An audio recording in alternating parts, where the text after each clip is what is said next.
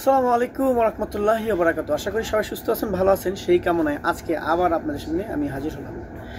আজকে কথা বলবো ব্রণ প্রবণ স্কিন নিয়ে। কারণ অনেক মেয়েরই আছে যে ব্রণের কারণে না পারেন সাজতে, না পারেন বাইরে যেতে, মানে নিজেদের কাছে অস্বস্তিকর মনে হয়।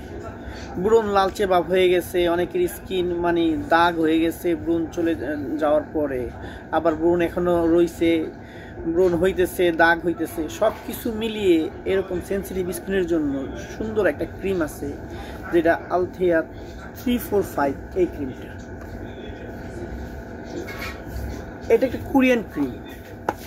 এই ক্রিমটার মধ্যে আপনার দেওয়া আছে নিয়াসিনামাইড 1%, হায়ালুরোনিক অ্যাসিড আছে যেটা স্কিনের আর্দ্রতা ধরে রাখে, বিটা গ্লুকান আছে এবং সিয়ামাইড আছে, প্রিক্লিপিয়ার নির্যাসের কিছু উপাদান দেওয়া আছে। এই ক্রিমটা আপনার ব্রণ দূর করবে, স্কিনের যেই জ্বালা থাকে, লালচে ভাব থাকে, ওই সব দূর করবে। ব্রণের স্কিনের জন্য শুধু না, এটা অন্য স্কিনেও আপনারা ইউজ করতে পারবেন। ক্রিমটা অনেক অসাধারণ একটা ক্রিম। এটি ব্রণের দাগ যদি হয় বা অন্য কালো দাগ দূর করতে সাহায্য করে, যা ত্বককে আরও পরিষ্কার এবং মসৃণ দেখায়। এটি ত্বকের জ্বালা, ব্রণ যাদের আছে ত্বকের জ্বালা অথবা লালচে ভাব কমিয়ে দ্রুত স্বস্তি দিতে সাহায্য করে।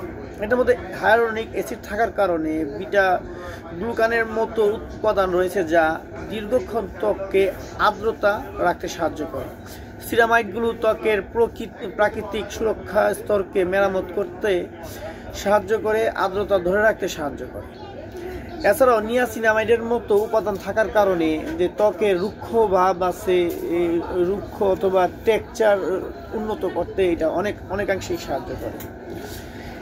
এই ক্রিমটা সবচেয়ে বেস্ট কাজ করবে যাদের ব্রণ আছে স্কিনে, সেন্সিটিভ স্কিন, তাদের জন্য খুব দারুণ একটা কাজ করে এই ডক্টর আলথিয়া 345 রিলিফ ক্রিম।